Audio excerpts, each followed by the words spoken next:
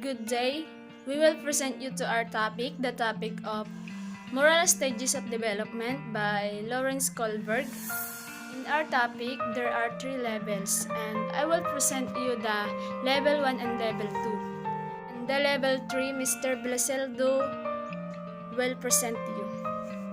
I will first summarize everything contained in our topic before I start at level 1.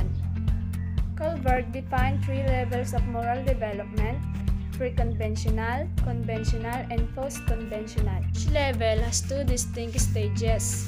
During the post-conventional level, a person's sense of morality is defined in terms of more abstract principles and values. The term in our topic, morality, recognition of the distinct between good and evil, or between right and wrong, respect for and obedience to the rules of right conduct, the mental disposition or characteristic of behaving in a manner intended to produce good results. The best-known moral dilemma created by Kohlberg is the Heinz dilemma, which discusses the idea of obeying the law versus saving a life. Kohlberg emphasized that it is the way an individual reasons about a dilemma that determines positive moral development. I start the level 1, the pre-conventional. Throughout the pre-conventional level, a child's sense of morality is externally controlled. Children accept and believe the rules of authority figures, such as parents and teachers. A child with pre-conventional morality has not yet adopted or internalized society's convention regarding what is right or wrong, but instead focuses largely on external consequences that certain action may bring. And I will present the 2 stages of level 1. Stage 1. Obedience and punishment orientation. Focuses on the child's desire to obey rules and avoid being punished. For example, an action is perceived as morally wrong because the worse the punishment for the act is, the more bad the act is perceived to be. Expresses the what is in it for me. Position is which right behavior is defined by whatever the individual believes to be in their best interest. Stage 2. Reasoning shows a limited interest in the needs of others, only to the point where it might further the individual's own interest. I will proceed the level 2, the conventional. The conventional level, a child's sense of morality is tied to personal and societal relationships. Children continue to accept the rules of authority figures, but this is now due to their beliefs that this is necessary to ensure positive relationships and societal order. And the 2 stages of level 2. Stage 3. Good boy, nice girl orientation. In stage 3, children want to approval of others and act in ways to avoid disapproval. Emphasis is placed on good behavior and people being nice to others. Stage 4. Law and order orientation. In stage 4, the children blindly accept rules and convention because of their importance in maintaining a functioning society. Rules are seen as being the same for everyone, and obeying rules by doing what one is supposed to do is seen as valuable and important. Moral reasoning in stage 4 is beyond the need for individual approval exhibit in stage 3. If one person violates a law, perhaps everyone would do. There is an obligation and a duty to uphold laws and rules. Most active members of society remain at stage 4, where morality is still predominantly dictated by an outside force. And this is the end of my presentation, and the next presenter is Mr. Blesildo. Level 3, Post-Conventional. Throughout the post-conventional level, a person's sense of morality is defined in terms of more abstract principles and values. People now believe that some laws are unjust and should be changed or eliminated.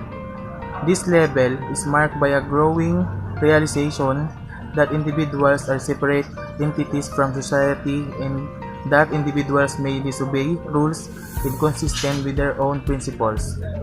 Post-conventional moralists live by their own ethical principles that typically include such basic human rights as life, liberty, and justice, and view rules as useful but changeable mechanism, rather than absolute dictates that must be obeyed without question because post-conventional individuals elevate their own moral evaluation of a situation over social convention.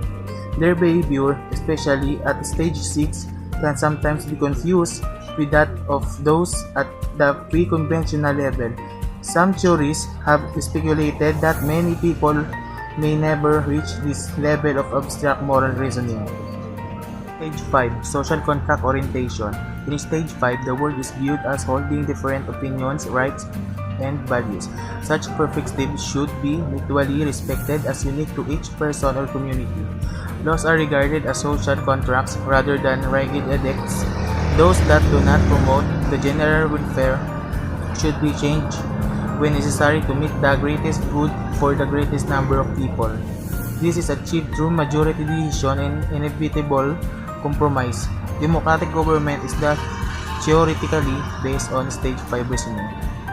Stage 6. Universal Ethical Principle Orientation. In Stage 6, moral reasoning is based on abstract reasoning using universal ethical principle.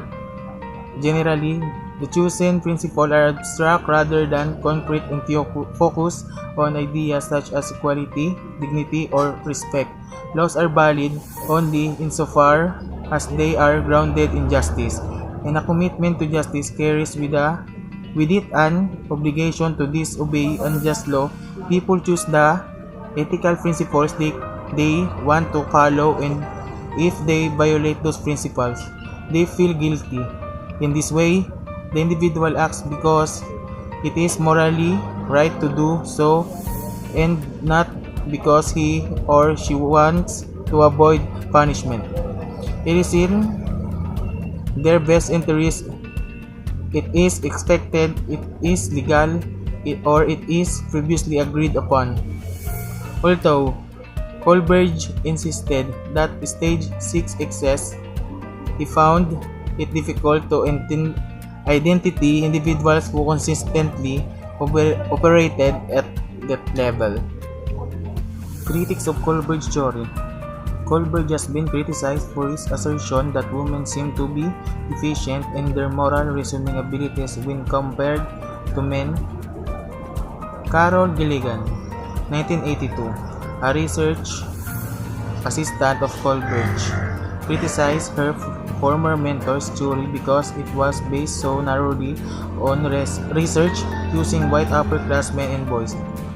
She argued that women are not deficient in their moral reasoning, and instead proposed that males and females reasoning differently. Girls and women focus more on staying connected and maintaining interpersonal relationships.